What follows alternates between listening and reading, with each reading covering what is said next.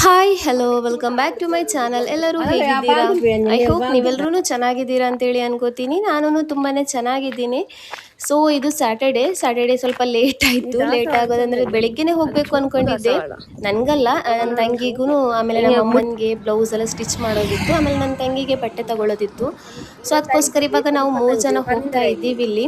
ಸ್ವಲ್ಪ ಲೇಟ್ ಆಯಿತು ಹೋಗೋದು. ಇವಾಗ 12:30 ಆಯಿತು. ನಾನಂತೂ ಸಹರಿಗೆ ಎದ್ದವಳು ಮಲಗಿಲ್ಲ, ಕೆಲಸ ಎಲ್ಲ ಮಾಡಿ ಸುಮ್ಮನೆ ಕೂತಿದ್ದೆ. ಬಟ್ ಇವಳು ನನ್ನ ತಂಗಿ ಇದ್ದಾಳಲ್ವ, ಅವಳು ಸಹಾರಿ ಆದಮೇಲೆ ಮಲಗಿದ್ಲು. ಹಾಗಾಗಿ ಎದ್ದೇಳೋದು ಲೇಟ್ ಆಯಿತು. ಆಮೇಲೆ ಮನೆ ಕೆಲಸ ಎಲ್ಲ ಮಾಡಿ ಹೊರಡುವಾಗ ಏನು 12:30 ಆಗಿಬಿಟ್ಟಿತ್ತು. ಸೊ ನಾನು ಹೋಗಲ್ಲ ಅಂದ್ಕೊಂಡಿದ್ದೆ. ಆಮೇಲೆ ನಮ್ಮಮ್ಮ ಕರೆದ್ರು ಬಾ ಅಂತೇಳಿ, ಒಟ್ಟಿಗೆ ಹೋಗಿ ಬರೋಣ ಅಂತೇಳಿ. ಸೊ ಅದಕ್ಕೋಸ್ಕರ ಇವಾಗ ಬಂದಿದ್ದೀವಿ ಕೋಟಿಗೆ. ಫಸ್ಟಿಗೆ ಇಲ್ಲಿ ನಾವು ನಮ್ಮ ಅಮ್ಮಂದು ಬ್ಲೌಸ್ ಇದೆಯಲ್ವ ಸ್ಟಿಚ್ ಮಾಡೋದು, ಸೊ ಅದನ್ನು ಇಲ್ಲಿ ಕೊಡೋದಕ್ಕೆ ಬಂದಿದ್ದೀವಿ.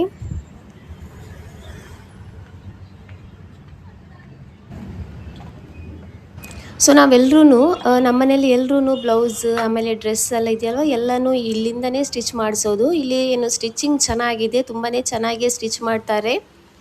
ಇವಾಗ ನಾರ್ಮಲ್ ಆಗಿ ಚಿಕ್ಕ ಚಿಕ್ಕ ಅಂಗಡಿಗಳಲ್ಲೂ ಕೊಟ್ಟರೆ ಅಷ್ಟೇ ಅಮೌಂಟ್ ತಗೊಳ್ಳೋದು, ಇಲ್ಲೂ ಅಷ್ಟೇ ತಗೊಳ್ಳೋದು, ಜಾಸ್ತಿ ಏನು ತಗೊಳ್ಳಲ್ಲ.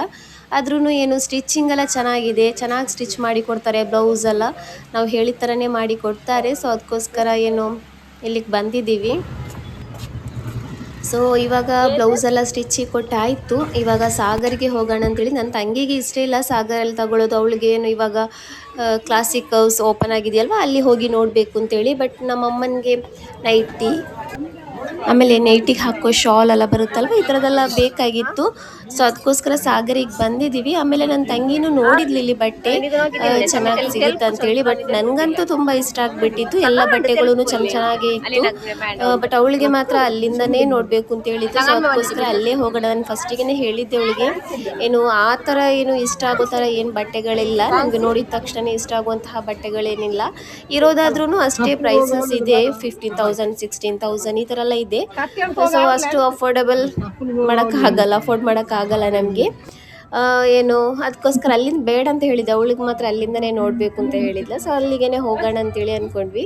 ಆಮೇಲೆ ಇಲ್ಲಿ ಒಂದ್ಸಲ ಏನೋ ಒಂದ್ಸಲ ನೋಡು ಅಂದೆ, ಇಲ್ಲೊಂದ್ಸಲ ಸಾಗರಿಗೆ ಹೇಗೂ ಬಂದಿದೆಯಲ್ವಾ, ಬಂದೊಂದ್ಸಲ ನೋಡು, ಚೆನ್ನಾಗಿದ್ರೆ ತಗೋ ಅಂತೇಳಿ. ನನಗೆಲ್ಲ ಇಷ್ಟ ಆಗುತ್ತೆ, ನೀನು ಒಂದ್ಸಲ ಟ್ರೈ ಮಾಡ್ಕೊಂಡು ನೋಡು ಅಂತ ಹೇಳಿದ್ದೆ. ಸೊ ಅದಕ್ಕೋಸ್ಕರ ಇವಾಗ ಏನು ಸಾಗರ್ದು 4th ಫ್ಲೋರ್ ಇದೆಯಲ್ವ, ಎಲ್ಲ ಬಟ್ಟೆಗಳು ಎತ್ನಿಕ್ ವೇರ್ ಈ ಥರದಲ್ಲಿರುತ್ತಲ್ವ, ಸೊ ಅಲ್ಲಿಗೆ ಬಂದಿದ್ದೀವಿ.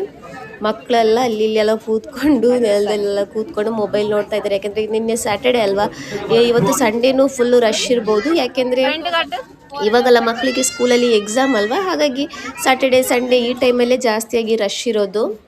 ಸೊ ಅವಳಿಗೆ ಸಾಗರಲ್ಲಿ ಇಷ್ಟ ಆಗಿಲ್ಲ. ನಂತರ ಅವಳಿಗೆ ಬುರ್ಕದ ವೇಲ್ ಏನೋ ಬೇಕಿತ್ತು. ಸೊ ಅದಕ್ಕೋಸ್ಕರ ಬುರ್ಕ ಶಾಪಿಗೆ ಹೋಗಿ ಬುರ್ಕದ ವೇಲ್ ತಗೊಂಡು ನಂತರ ಇವಾಗ ಏನು ಕ್ಲಾಸಿಕ್ ಕರ್ವ್ಸ್ ಇದೆಯಲ್ವ, ಅಲ್ಲಿಗೆ ಇವಾಗ ಹೋಗ್ತಾ ಇದ್ದೀವಿ. ಅಲ್ಲಿಂದ ಕಲ್ಲಾಪು ಹತ್ತಿರನೇ ಅಲ್ವಾ, ಸೊ ಹಾಗಾಗಿ ಆಟೋದಲ್ಲೇ ಹೋಗ್ತಾ ಇದ್ದೀವಿ.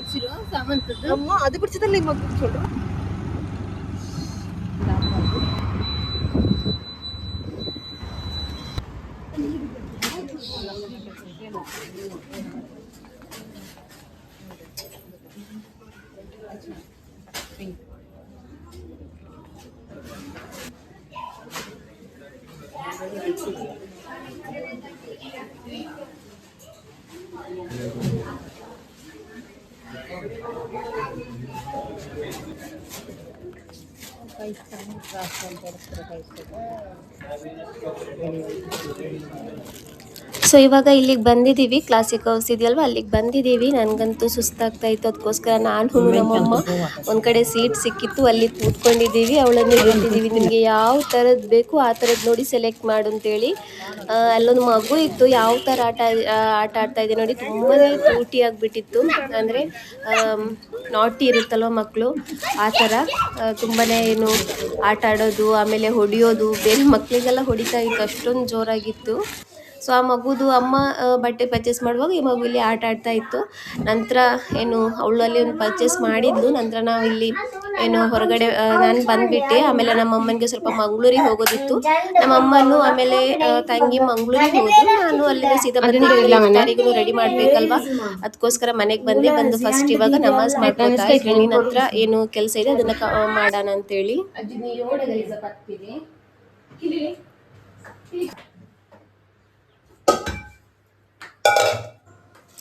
ಸೊ ಇವತ್ತು ಏನು ರೆಸಿಪಿ ಮಾಡೋದು ಅಂತೇಳಿ ಪ್ಲ್ಯಾನೇ ಇಲ್ಲ, ಏನು ನಾನು ರೆಸಿಪಿ ನೋಡಿಲ್ಲ. ಏನಾದರೂ ಒಂದು ಟ್ರೈ ಮಾಡಬೇಕು ಅಂದ್ಕೊಂಡಿದ್ದೆ, ನೋಡೇ ಇಲ್ಲ. ಆಮೇಲೆ ಮೊದಲು ಇಲ್ಲಿ ನಾನು ಮೊಟ್ಟೆ ಬೇಯಿಸೋಣ ಅಂತೇಳಿ, ಯಾಕೆಂದರೆ ನಿನ್ನೆ ಮಾಡಿರುವಂತಹ ಮೊಟ್ಟೆದು ಬೋಂಡ ಇದೆಯಲ್ವ ತುಂಬ ಚೆನ್ನಾಗಿತ್ತು. ಸೊ ಅದಕ್ಕೋಸ್ಕರ ಇವತ್ತು ಅದನ್ನು ಮಾಡೋಣ. ಆಮೇಲೆ ಸ್ವಲ್ಪ ಎಕ್ಸ್ಟ್ರಾ ಮೊಟ್ಟೆ ಇಟ್ಟಿದ್ದೀನಿ. ಮೊನ್ನೆ ಒಂದು ರೆಸಿಪಿ ನಾನು ನೋಡಿದ್ದೆ ಇನ್ಸ್ಟಾಗ್ರಾಮಲ್ಲಿ, ಸೊ ಅದನ್ನು ಟ್ರೈ ಮಾಡ್ಕೊಳ್ಳೋಣ ಅಂತೇಳಿ ಏನೋ ಮೊಟ್ಟೆನ ಇಲ್ಲಿ ನಾನು ಬೇಯೋದಕ್ಕೆ ಇಡೋಣ ಅಂತೇಳಿ ಇಲ್ಲಿ ವಾಶ್ ಮಾಡಿ ಇಡ್ತಾ ಇದ್ದೀನಿ. ಸೊ ಫ್ರೆಂಡ್ಸ್, ಯಾರಾದರೂ ನಮ್ಮ ಚಾನಲ್ನ ಸಬ್ಸ್ಕ್ರೈಬ್ ಮಾಡದೆ ಯಾರಾದರೂ ನಮ್ಮ ವೀಡಿಯೋನ ನೋಡ್ತಾ ಇದ್ದರೆ ಹಾಗೆಯೇ ಏನು ಸಬ್ಸ್ಕ್ರೈಬ್ ಮಾಡ್ಕೊಳ್ಳಿ. ಸಬ್ಸ್ಕ್ರೈಬ್ ಮಾಡಿಕೊಂಡು ವೀಡಿಯೋಸ್ ನೋಡಿ. ನಮ್ಮ ವೀಡಿಯೋಸ್ ಇಷ್ಟ ಆದರೆ ಲೈಕ್ ಕೊಡಿ. ಹಾಗೆಯೇ ನಿಮ್ಮ ಫ್ಯಾಮಿಲಿ ಫ್ರೆಂಡ್ ಜೊತೆಗೂ ಶೇರ್ ಮಾಡಿ. ಏನು ತುಂಬಾ ಖುಷಿ ಆಗ್ತಾ ಇದೆ ನನಗೆ. ನಿನ್ನೆದು ವೀಡಿಯೋಗಂತೂ ಸ್ವಲ್ಪ ಜಾಸ್ತಿನೇ ವ್ಯೂಸ್ ಬಂದಿತ್ತು.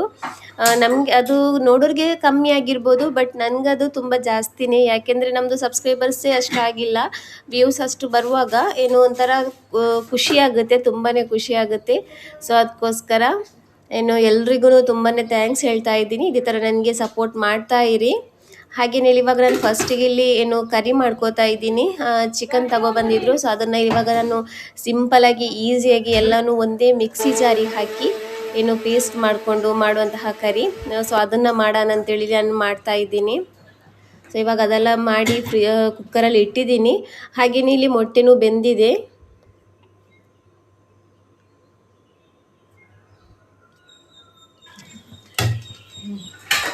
ಸೊ ಹಾಗೆಯೇ ಫ್ರೆಂಡ್ಸ್, ಇನ್ನೊಂದು ವಿಷಯ ಏನಂದರೆ, ನಾನು ನಿನ್ನೆದು ವಿಡಿಯೋದಲ್ಲಿ ಲಿಪ್ಸ್ಟಿಕ್ ಇದು ಹಾಕಿದ್ದೆ. ಬಟ್ ಅದು ಕೆಲವ್ರಿಗೆ ಇಷ್ಟ ಆಗಿಲ್ಲ ಅನಿಸುತ್ತೆ.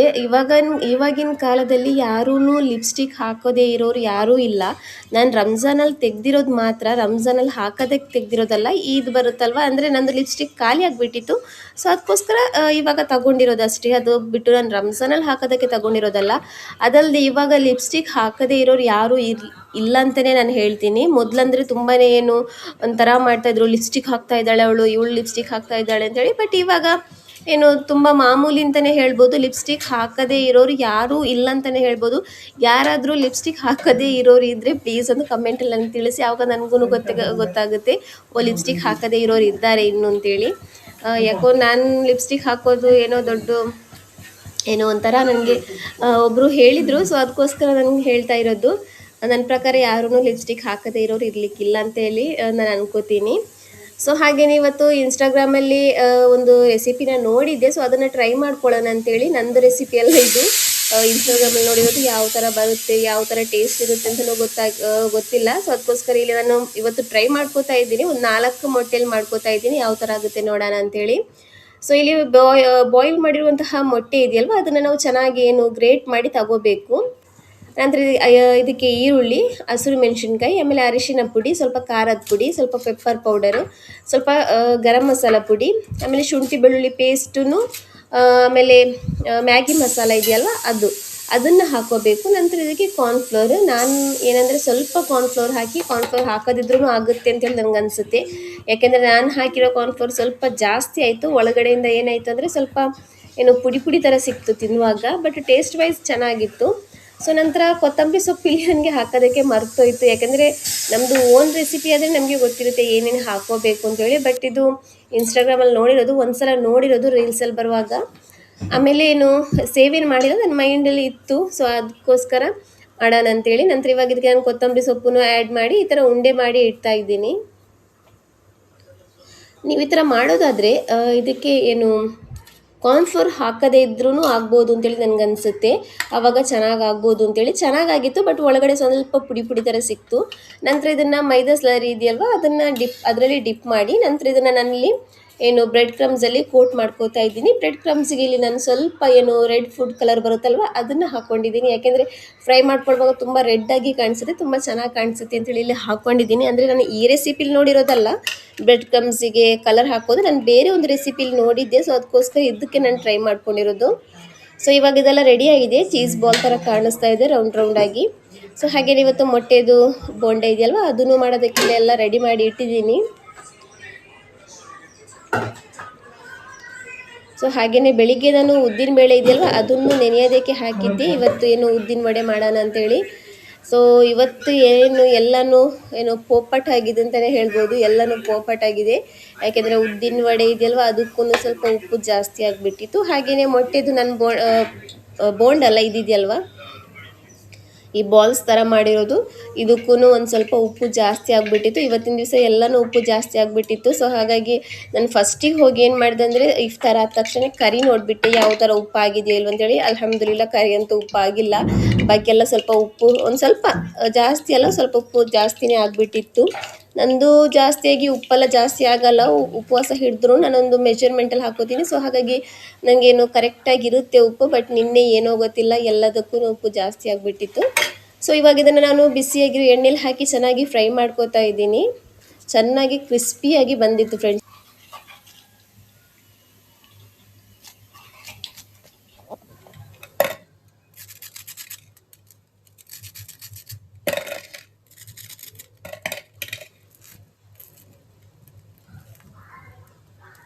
ನೋಡಿ ತುಂಬಾ ಕ್ರಿಸ್ಪಿಯಾಗಿ ಬಂದಿತ್ತು. ಬಟ್ ಬ್ರೆಡ್ ಕ್ರಮ್ಸಲ್ಲಿ ಡಬಲ್ ಕೋಟಿಂಗ್ ಮಾಡಿ ಆವಾಗ ತುಂಬ ಕ್ರಿಸ್ಪಿಯಾಗಿ ಬರುತ್ತೆ. ಸೊ ಏನು ಒಳಗಡೆ ಕಾರ್ನ್ಫ್ಲೋರ್ ಹಾಕೋಬೇಡಿ ಅಂತ ಹೇಳ್ತೀನಿ ನಾನು. ಮೊಟ್ಟೆ ನಾವು ಗ್ರೇಟ್ ಮಾಡ್ಕೊಂಡಿರ್ತೀವಲ್ವ, ಅದಕ್ಕೆ ಕಾರ್ನ್ಫ್ಲೋರ್ ಹಾಕೋದು ಬೇಡ, ಹಾಗೇ ಮಾಡ್ಕೊಂಡು ನೋಡಿ ಆವಾಗ ಚೆನ್ನಾಗಾಗ್ಬೋದು. ಇದು ಕಾರ್ನ್ಫ್ಲೋರ್ ಹಾಕಿ ಒಳಗಡೆ ಒಂದು ಸ್ವಲ್ಪ ಪುಡಿ ಪುಡಿ ಥರ ಆಯಿತು. ಇನ್ನೊಂದ್ಸಲ ಮಾಡ್ತೀನಿ ನಾನು ಕಾರ್ನ್ಫ್ಲೋರ್ ಹಾಕೋದೇನೆ. ಸೊ ಆವಾಗ ಯಾವ ಥರ ಆಗುತ್ತೆ ಅಂತೇಳಿ ನೋಡೋಣ. ಹಾಗೆಯೇ ಸ್ವಲ್ಪ ಇವಾಗ ನಾನು ಏನು ಮಂಗಳೂರಿಗೆ ಹೋಗ್ತಾ ಇದ್ದೀನಿ. ನನ್ನ ಮಗಳಿಗೆ ಬ್ಯಾಂಗಲ್ಸ್ ಫ್ಯಾನ್ಸಿ ಐಟಮ್ಸ್ ಇದೆಯಲ್ವ ಅದನ್ನು ತಗೊಳ್ಳೋದಿತ್ತು. ಸೊ ಅದಕ್ಕೋಸ್ಕರ ಇವಾಗ ಹೋಗ್ತಾ ಇದ್ದೀನಿ. ದೊಡ್ಡೋಳು ಬಂದಿಲ್ಲ, ದೊಡ್ಡೋಳದು ಸೈಜ್ ಗೊತ್ತಾಗುತ್ತೆ. ಸೊ ಅದಕ್ಕೋಸ್ಕರ ಗಾಡೀಲಿ ಕರ್ಕೊಂಡು ಹೋಗೋದಕ್ಕೂ ಆಗಲ್ಲ. ಸೊ ನಾನು ಹಸ್ಬೆಂಡು ಆಮೇಲೆ ಚಿಕ್ಕ ಮಗಳು ಹೋಗ್ತಾ ಇದ್ದೀವಿ ಇವಾಗ. ಅವಳಿಗೆ ಏನು ಬ್ಯಾಂಗಲ್ಸ್ ಆಮೇಲೆ ನೆಕ್ಲೆಸ್ ತರೋದು. ಯಾಕಂದರೆ ನಾನು ಫ್ಯಾನ್ಸಿ ಡ್ರೆಸ್ ತಗೊಂಡಿರೋದಲ್ವ. ಈ ಥರ ಏನು ವೆಸ್ಟರ್ನ್ ಡ್ರೆಸ್ ತಗೊಂಡ್ರೆ ಆ ಥರದೆಲ್ಲ ಬೇಕಾಗಿಲ್ಲ. ಬಟ್ ಈ ಥರ ಫ್ಯಾನ್ಸಿ ತಗೊಂಡ್ರೆ ಸ್ವಲ್ಪ ಖರ್ಚು ಜಾಸ್ತಿ ಅಂತಲೇ ಹೇಳ್ಬೋದು.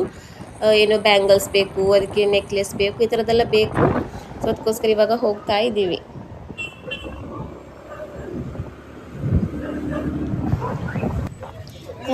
ಇಲ್ಲಿ ಬ್ಯಾಂಗಲ್ಸ್ ಇದೆಯಲ್ವ ಎಲ್ಲ ಕಲರಿದ್ದೂ ಸಿಗುತ್ತೆ, ಎಲ್ಲ ಸೈಜಲ್ಲೂ ಸಿಗುತ್ತೆ. ಒಂದೇ ಕಲರ್ದು ಎಷ್ಟೋ ಶೇಡ್ಸ್ಗಳಿರುತ್ತೆ. ಸೊ ಅದಕ್ಕೋಸ್ಕರ ಇದೇ ಶಾಪಿಗೆ ಬಂದಿದ್ದೀನಿ. ಎಲ್ಲೂ ಸಿಕ್ಕಿಲ್ಲ ಅಂದ್ರೂ ಇಲ್ಲಿ ಸಿಗುತ್ತೆ ಅಂತೇಳಿ. ನಾನು ಇವಾಗ ತೊಕ್ಕೋಟಿಗೆ ಹೋಗ್ಬೋದಿತ್ತು. ಅಲ್ಲಿ ಅಂಗಡಿ ಸುತ್ತಬೇಕು, ಈ ಕಲರ್ ಇದೆಯಾ ಈ ಸೈಜ್ ಇದೆಯಾ ಅಂತೇಳಿ.